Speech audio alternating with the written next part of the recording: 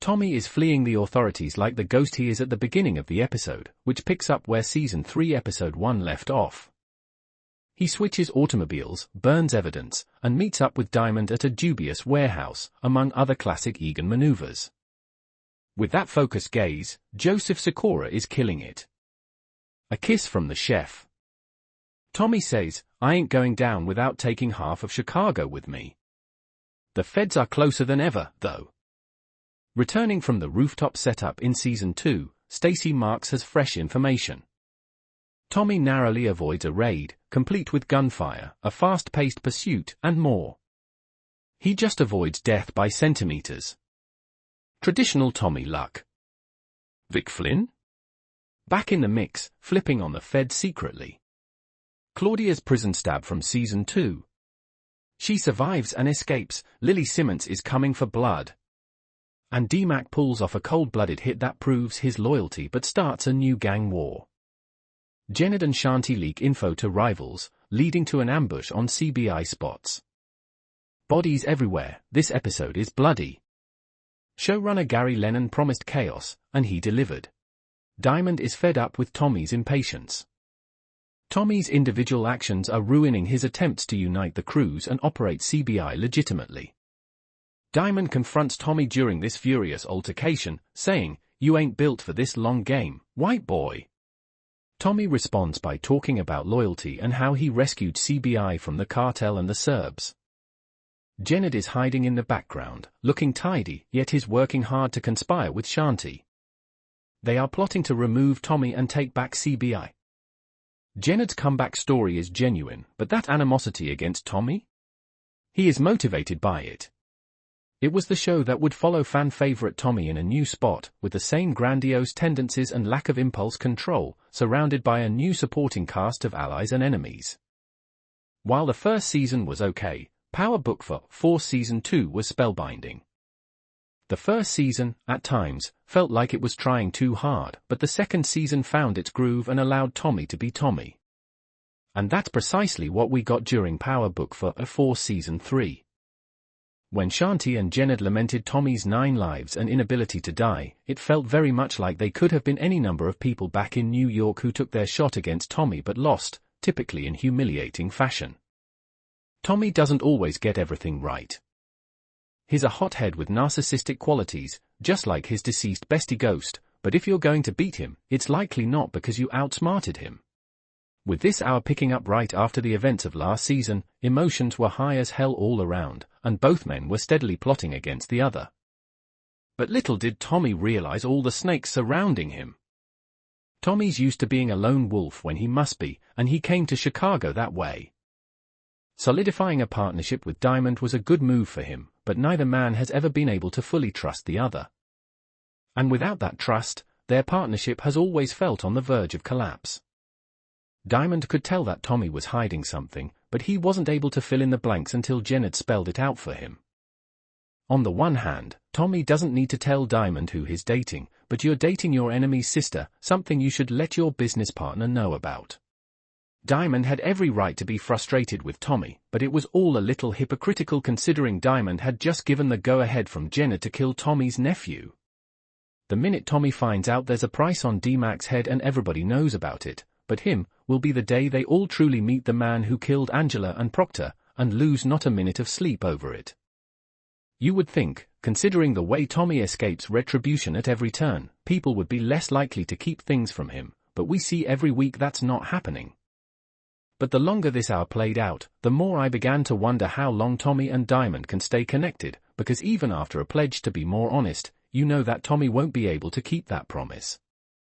He didn't intend to keep that promise when he said it.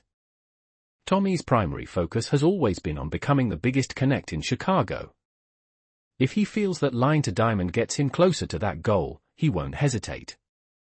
For Diamond's part, he doesn't want to be left in the dark, and that makes perfect sense. But it's also not as if he doesn't have his own ambitions and goals in sight.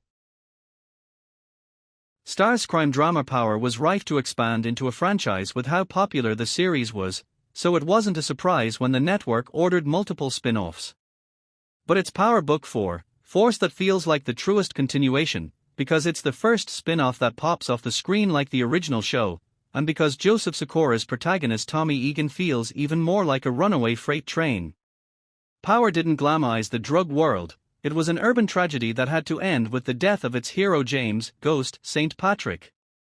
The show also did a pretty good job of screwing over Tommy. By the series finale, his best friend Ghost and his fiancée Lakeisha Grant had died, his associates in the drug game betrayed him worse than Fez in Euphoria, and his own mother turned on him. His flashback appearance in Power Book 2, Ghost, made things worse, adding that Ghost's widow Tasha framed Tommy for her husband's murder. If anyone had unfinished business and a reason to keep going, it was Tommy. Plus, Joseph Sikora's incredible talent was perfect to build another show around. A spin-off about a protagonist returning to their hometown isn't new, even the Cleveland show did it, but it's the way Sikora plays it that makes Power Book 4 force the follow-up fans deserve. Tommy has always been a live wire, even in his most quiet or vulnerable moments is never quite still. It makes complete sense that he'd take the heavy blows he suffered in Power and use them as fuel to not only start over, but make his own empire where he wouldn't have to rely on anyone or care about losing anyone.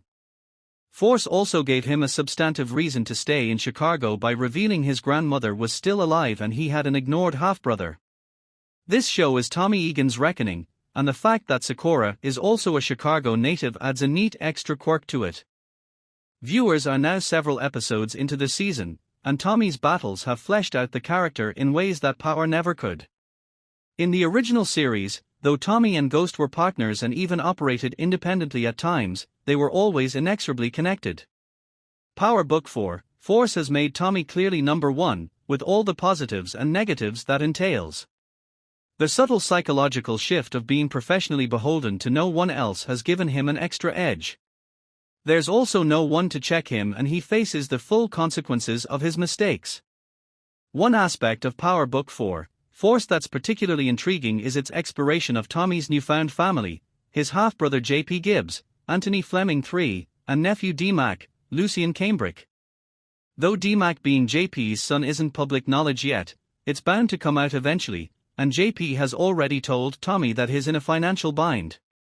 Ghost's family was completely caught up in the game, even his true love Angela was a U.S. attorney. J.P. is trying to stay on the straight and narrow as is Gloria, and D-Mac's not totally in yet. Tommy can have a side of his life that has nothing to do with drugs, giving himself a balance and saving himself from making the mistakes Ghost made by being unable to keep things separated.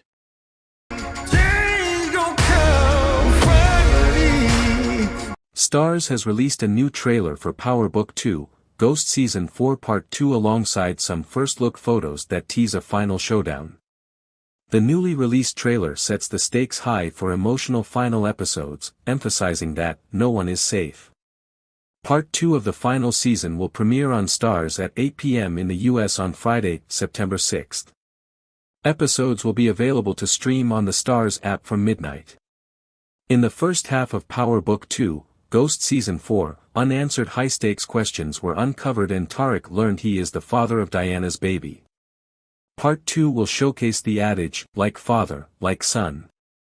Tarek finds himself in an eerily similar situation, just like his late father, Ghost, stuck between a rock and a hard place, with the choice to leave the game or take over, reads the official synopsis for Part 2. Entrapped by Detective Carter, the Tejada family realizes their safety is not guaranteed. Monet fiercely fights for her family to become whole again, but is it too late?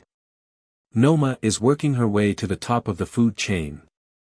Meanwhile, her daughter, Anya, gets too close to the game, forcing Noma to think twice about her actions.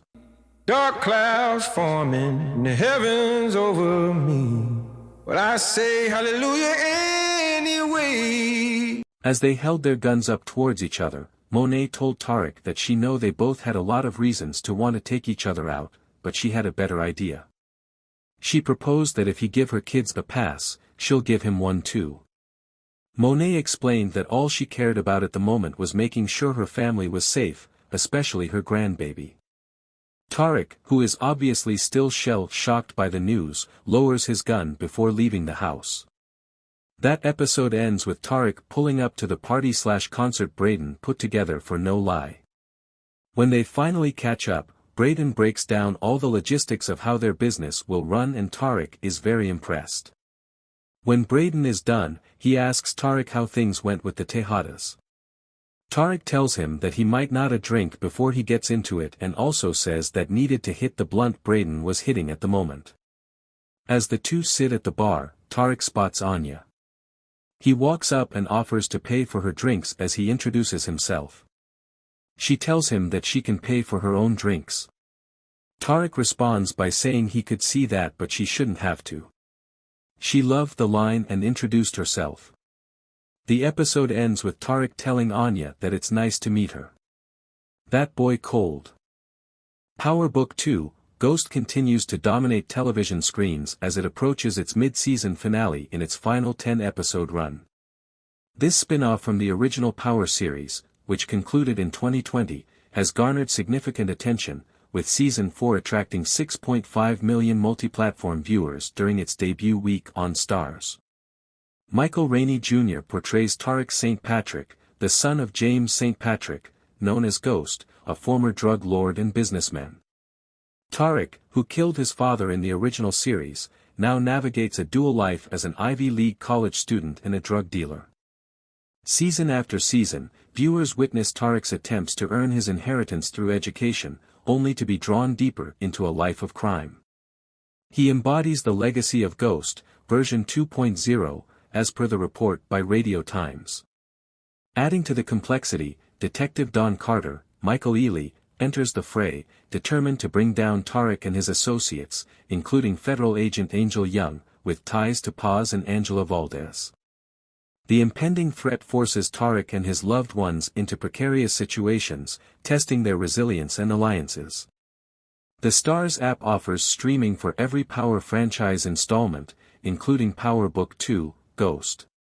Fans excitedly await the dramatic finale of this spin-off, which functions as a sequel and a standalone story in the Power universe, as the series gets more intense with each new episode release.